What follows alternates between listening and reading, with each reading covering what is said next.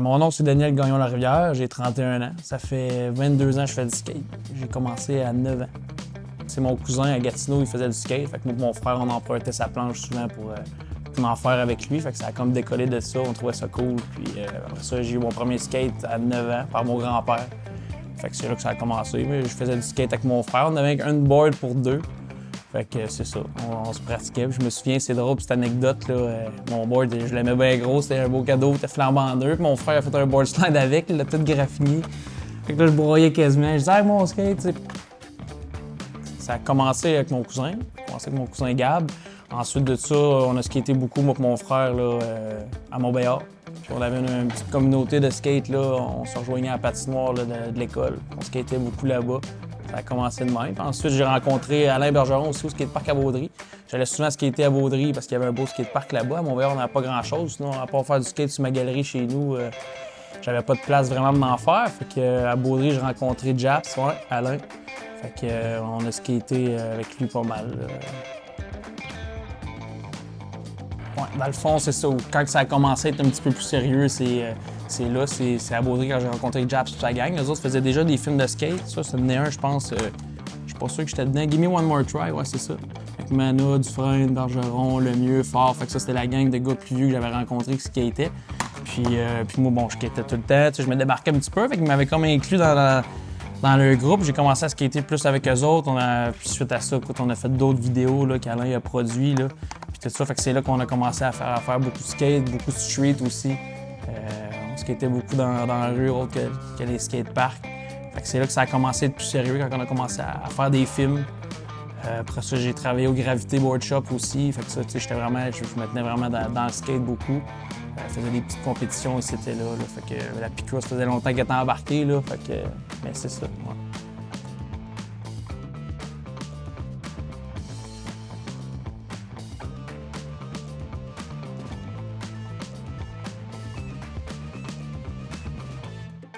Mes influences, ça serait, côté proche de moi, là, ça serait mon frère, c'est sûr, parce qu'il skatait beaucoup. Fait que mon frère, ça a été une bonne influence. Alain Bergeron aussi, Pasquale Libana. Ces gars-là, ils m'ont montré beaucoup de tricks. Fait que localement, c'était pas mal ça. Sinon, côté plus pro skater, je pense que c'est le film Almost From Tree. J'ai vraiment beaucoup aimé ce film-là. Il y avait Ryan Sheckler. Lui, c'était comme le kid de la gang. Là. Fait que ça, je trouvais ça cool. Il était gnarly, puis il y avait ça. Sinon, D1 Song, quand même, je pense qu'il a influencé mon manual game, si on peut dire. J'adore faire des manuals en équilibre sur deux roues. C'est ça, je te dirais. Ryan Sheckler, D1 Song dans les pro skaters. Après, il y en a d'autres qui se sont ajoutés par la suite. Ben, c'est ça, dans le fond, j'ai deux skates de Guy Mariano, parce que je l'aime bien. Ben, lui, je pourrais dire que c'est mon skater préféré, puis j'aime bien aussi son histoire. Là. Lui, il skatait beaucoup dans le temps, puis un moment donné, il a comme tout lâché la skate, puis il a tombé dans un petit côté un petit peu plus sombre de sa vie. Puis un moment donné, c'est ses chums là, qui l'ont ramené, puis on dit hey, tu t'enlignes pas dans la bonne voie, là, viens on skate avec nous autres, puis j'aime l'histoire qui se rattache en arrière de ces deux skate-clubs de ce gars-là.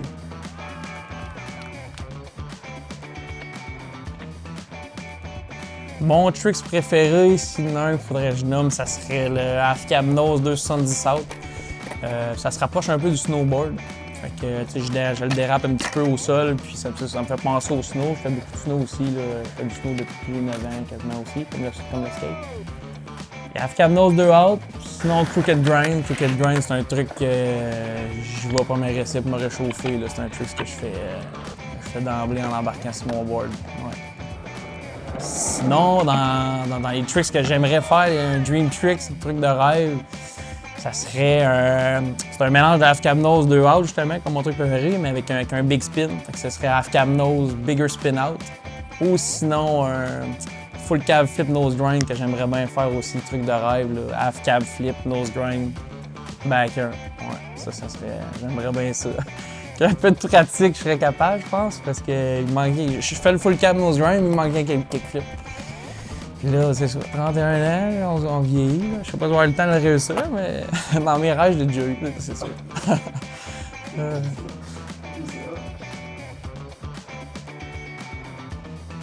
Sinon, dans mes tricks préférés, là, j'ai pas le choix de le dire, c'est les nose mani. J'aime bien ça, faire en équilibre sur deux roues, là, le manual game, j'aime bien ça. Tu te fais pas trop mal non plus, tu tombes pas trop de haut, là, fait que C'est pas super, c'est pas comme se pitcher en bas d'un set de marche. Là. Ça, c'est fini ce temps-là. Dans le temps qu'on faisait des vidéos, là, on se cassait pas mal, mais là, plus tranquille, c'est manual à cette heure.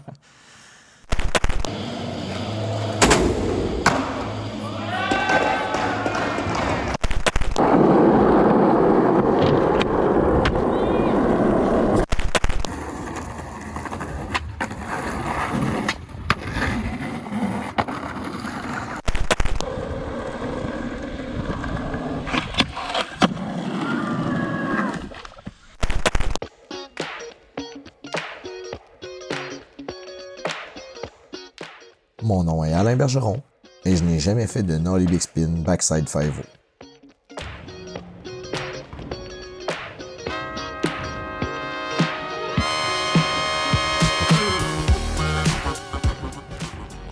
Nollie backside big spin a toujours été dans mes trucs préférés, donc je me suis dit que ça serait sûrement plus réaliste et plus naturel comme truc à essayer.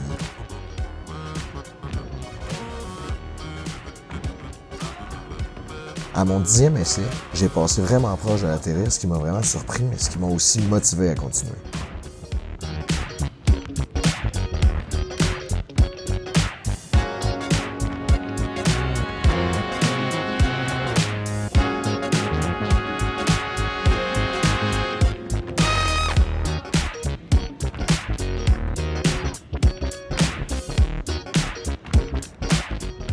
Je savais que j'étais déjà capable de faire le nollie big spin 50-50 ou le nollie big spin backside feeble dans une rampe. Je l'avais déjà réussi à quelques reprises dans des quads, dans des skateparks, mais je l'avais jamais fait dans une mini-rampe. Dans une mini-rampe, dans le fond, ce que ça l'amène comme challenge supplémentaire, c'est qu'on arrive vite de l'autre côté, on a moins le temps de se placer et de se préparer mentalement là, à l'arrivée de l'obstacle.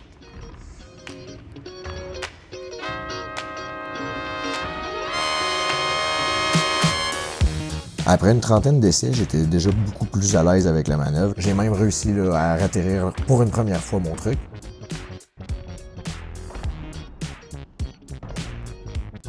Yes, enfin! J'étais content, mais pas satisfait à 100%, alors j'ai décidé de le refaire au moins une autre fois.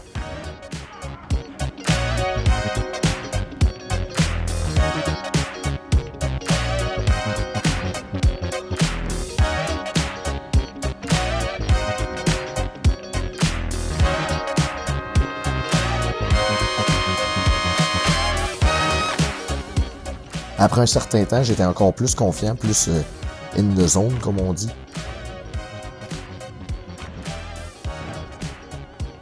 Jusqu'à ce qu'au final, j'en fasse un dont j'étais 100% satisfait.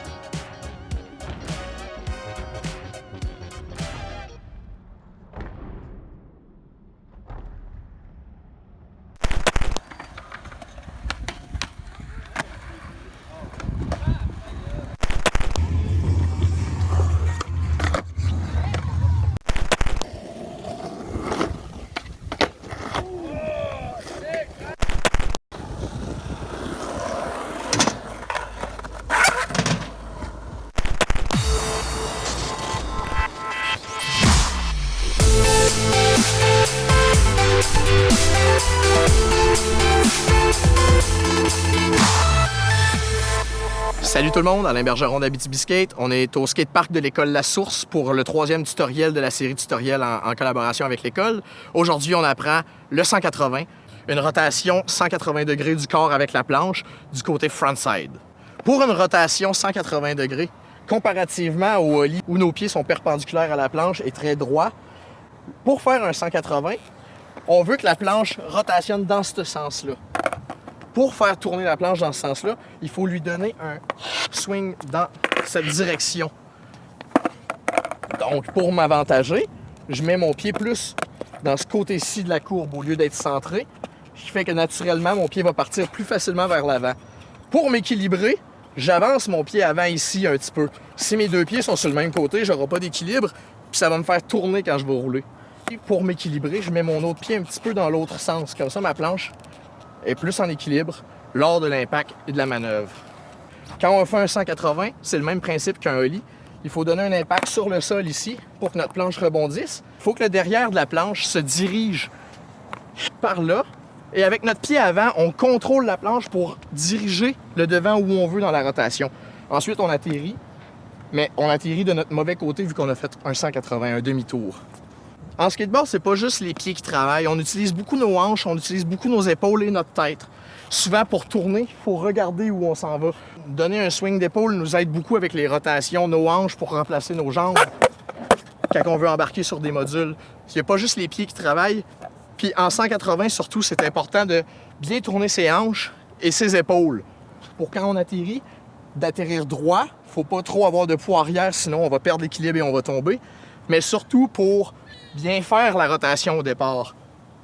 On peut faire le 180 de différentes façons. Certaines personnes vont sauter et atterrir les 4 roues en même temps. D'autres vont préférer faire un 180 moins prononcé. L'angle va tourner un petit peu moins pour atterrir sur une roue et pivoter par la suite. Le résultat est le même. On a fait une rotation de 180 degrés, mais le mouvement se fait plus en 2 temps. On tourne et après on pivote. Ça fait toc-toc au lieu d'atterrir les 4 roues en même temps. Toc.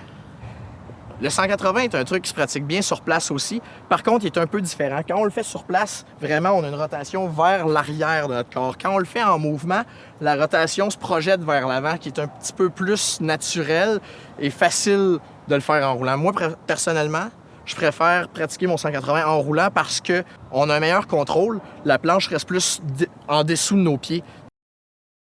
Le seul inconvénient avec le 180, par contre, c'est que quand on fait notre manœuvre, on atterrit de notre mauvais côté, donc on a un moins bon équilibre pour rouler par la suite. C'est un truc qui se pratique super bien dans une pente aussi, étant donné que lorsqu'on monte la pente et qu'on fait la rotation, on revient de notre bon côté, comparativement à quand on le pratique sur une surface plate. Aussi, je conseille de pratiquer ce truc-là en revenant en fakie. Exemple, on monte dans une pente et on roule de reculons. Quand on revient de reculons, il y a comme un point pivot ici sur la planche qui fait que la planche tourne naturellement avec notre corps. On n'est pas obligé de pousser, faire un ollie et d'avancer avec la rotation, ce qui est un petit peu plus facile. On a besoin de moins d'efforts pour faire un 180 en arrivant en fakie, ce qui veut dire de reculons avec notre planche. Comme mentionné auparavant, il n'y a pas juste les jambes qui travaillent, il y a nos hanches et il y a nos épaules aussi. Donc lorsqu'on est sur la planche et qu'on pousse vers l'avant, c'est important de taper, de glisser notre pied vers l'avant, mais aussi de ouvrir notre corps. On appelle ça ouvrir notre corps. On tourne vers le mouvement où on s'en va, ce qui va vraiment donner un swing. Nos épaules vont nous aider à tourner. Si, par exemple, en faisant mon ollie, j'ai déjà les épaules comme ça, naturellement, mon ollie va tourner croche un peu pour essayer de revenir. Quand on est plus carré sur le ollie, il va droit. Donc, pour le 180, si j'ouvre mes épaules en tapant et en glissant sur le sol, naturellement, mon corps va vouloir revenir et fermer pour qu'on puisse continuer la manœuvre. Le 180 est un truc assez sécuritaire qu'on peut pratiquer avec peu d'espace. On peut le pratiquer sur plusieurs modules aussi, un peu comme le ollie. Le seul inconvénient, comme je disais, c'est que parfois on atterrit de notre mauvais côté. Ce qui est important de se rappeler pour le 180, c'est de placer nos pieds de façon à avoir un bon équilibre. Si nos pieds sont du même côté, on va tourner et il ne faut pas. De taper au sol comme un ollie, mais surtout de glisser la planche vers l'avant. Moi, souvent, je vise comme ici. Et pendant cette rotation-là, pendant qu'on donne l'impact, c'est important de tourner son corps et de diriger la planche avec notre pied avant. Le pied avant reste toujours sur la planche lors de la manœuvre. C'est lui qui dirige la planche et qui atterrit en position finale, où on remet notre pied arrière par la suite. Donc, placer nos pieds larges, placer nos pieds stables avec un bon équilibre, on tape et on glisse. Le mouvement est important, mais le bruit, lors du toc, et on tourne nos épaules et notre corps pour atterrir.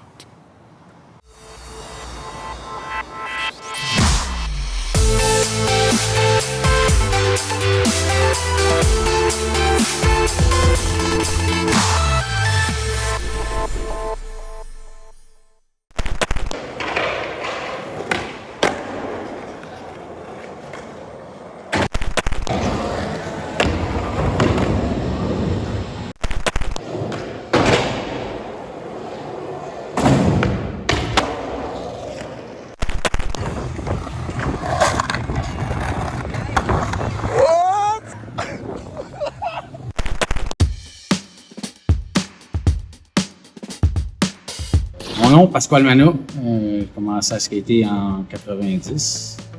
Je suis rendu à 45 ans. J'ai commencé à skater parce qu'il y en avait qui faisaient du skate dans le cours d'école. Ça avait de l'air le fun. Mon chum, sa mère, il avait appris un skateboard. De 90 à 94, c'était vraiment la mode, si tu veux, faire du skate à l'école. Tout le monde avait son skate. En 94, après ça, c'était à la mode. C'était un peu outcast quand tu faisais du skate. Moi, je continuais pareil, il y avait une couple de chums qui continuaient. Puis en 98, Michael René et Kevin Sarrazin avaient amené un petit box en cours d'école. Puis je les regardais skater. Je me suis dit, Michael René faisait son fakey kickflip, il l'avait perfect. Je me disais, ça a l'air le fun. Je suis parti, je suis allé chez nous faire un box avec une rail pour grinder et un ball pour faire un slide. J'ai amené ça là, et les autres, hey man, on a fait du skate avec nous autres. C'est le moment qu'on a commencé à se tenir tout le temps là. Puis, c'est avec ça qu'on faisait du skate. Quand j'étais jeune, ben, on skatait avec la gang de Boudry. Fait que Kevin Sarrazin, j'aimais bien son style. Il faisait des grinds, des affaires de même. C'était pas mal ça au début que je me fixais à faire. Des grinds, des manimals. Mon influence, c'était tout ce qui tourne autour des manimals. C'est Joey Brzezinski, DeJuan Song, Rodney Mullen, Costin. Classique. Classique Costin. En 98, on a commencé à être un peu plus sérieux. Yann Picotte avait une caméra, fait qu'il venait une semaine nous filmer. C'est là que ça a commencé à être sérieux. Nous, Michael René, Kevin Sarrazin et David Talardo, on était comme la petite gang à toutes les fins de semaine, skateboard. Il y avait le club de l'Orgard, les autres qui tassaient nos box, les autres on se dépêchait à mettre les box là, parce que là, si les box sont pas en plein milieu de l'asphalte, on peut pas skater. Les autres, c'est un parking. De 98 à 2001, c'était notre petite gang. J'ai l'impression qu'on a commencé à skater avec des haies. Les autres, une petite coche au-dessus meilleure que nous autres. Puis là, ça a commencé à être vraiment sérieux. On voulait s'améliorer et être aussi bon qu'eux autres. Des White, des haies, Bruno. C'était l'influence locale, c'était eux autres qui étaient bons. Quand on a commencé à skater avec eux autres, ben, avec ma vite, on s'est amélioré et c'est devenu une gang. Philippe Marleau puis Rubé, puis Boucher, ça faisait, tu sais, on avait chacun nos petites gangs en même temps, tu sais, ça faisait quelque part, Marleau il est là, puis on va aller skater. C'est sûr que ça a fait une grosse communauté. Tranquillement pas vite, 3 petites gangs de se rejoindre. Puis en 2003, là, quand j'ai vu Japs, lui, il faisait ses films. Après ça, ben, à cause de skater avec Japs, puis le mieux, ben, tu m'avais dit, hey, on devrait faire tout un film ensemble. Donc, je pense que ça a été le début des plus belles années. On était sérieux, puis on s'encourageait, puis on avait chacun notre petit style, mais en même temps, ça faisait de quoi de complet quand tu regardais notre film. Puis, c'est sûr que nos plus belles années, ça a été les années qu'on filmait avec la gang, Japs, Louis, le mieux. On partait avec un but, puis on partait pas de là tant qu'on n'avait pas l'année notre tricks. Je filmais les autres et tout, je trouve ça super le fun. Le temps de me faire filmer. C'était pas mal rien que ça qu'on faisait, fait que, tu sais, nos vacances, on se filme. Après la job, on fait quoi? On se filme.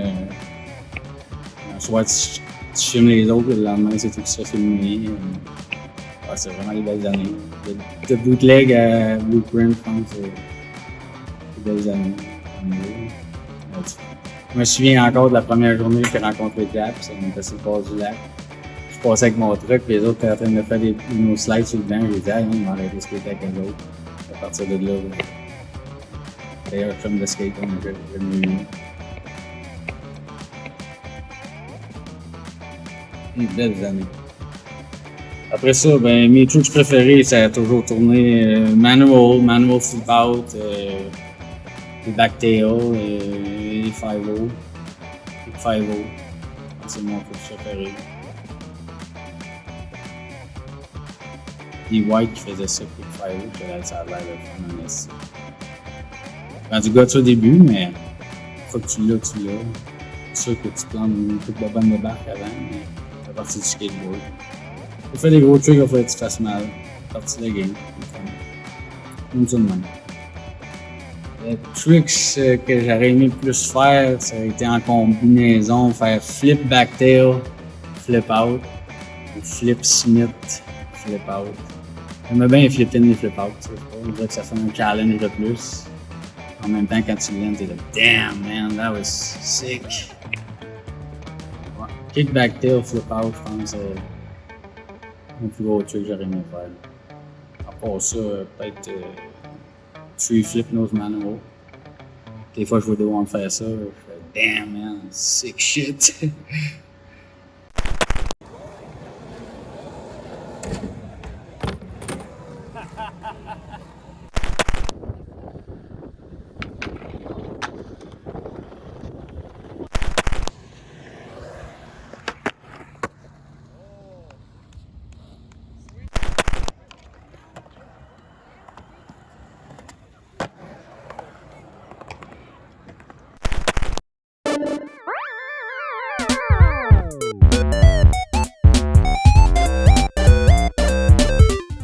Le skatepark de Rouyn-Noranda est un skatepark en béton, vieux d'environ une dizaine d'années, peut-être un peu plus. Comme le skatepark est situé sur le terrain d'une école, il est impossible à quiconque d'accéder au skatepark sur les heures des cours, ce qui veut dire des accès très limités au terrain jusqu'à la fin du mois de juin. Le skatepark a une belle surface en béton lisse. Par contre, il est un peu trop petit, considérant la population de la ville de Rouyn-Noranda, mais surtout le nombre d'utilisateurs constant. Comme le skatepark est un peu étroit, ceci fait que les voies de circulation se rencontrent tous au centre. Certains obstacles du skatepark sont situés sur le bord d'une bordure de béton, ce qui est un peu épeurant et dangereux lorsqu'on essaie des manœuvres et qu'on tombe. La diversité des modules est très intéressante. Certains modules sont parfaits comme le flat rail. Par contre, majoritairement, il y a des failles majeures dans la construction des modules, dans les angles choisis ou dans la symétrie de ces derniers. Le skatepark n'est pas éclairé, ce qui limite les heures de pratique possibles puisque dès la noirceur arrivée, les utilisateurs sont obligés d'arrêter. La note du skatepark de Rouyn-Noranda est de 4 sur 10. Donc, les points positifs du skatepark: la surface de béton lisse, la hauteur des obstacles, ainsi qu'une bonne variété des obstacles. Les points négatifs: la superficie du skatepark, la qualité des infrastructures et des obstacles, le fait que le skatepark soit situé sur le terrain de l'école, ainsi que l'emplacement des obstacles sur le côté des bordures de béton.